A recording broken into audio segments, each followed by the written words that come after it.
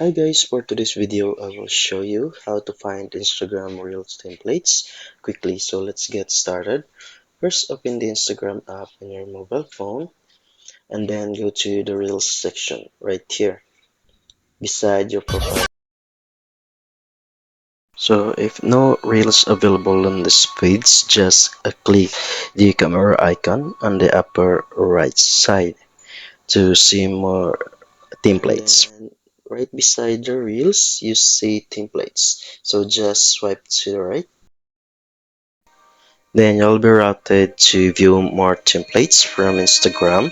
So just choose templates what you wanted to use, and below just click use templates. Use that templates. And if you want to view more templates, just download the Canva application to your mobile phone and search on the search bar Instagram Reels templates, and you'll be able to see more templates available in Canva. So that's it. That's how to find Instagram Reels templates quickly. So thank you for watching. Like and subscribe for more videos and updates.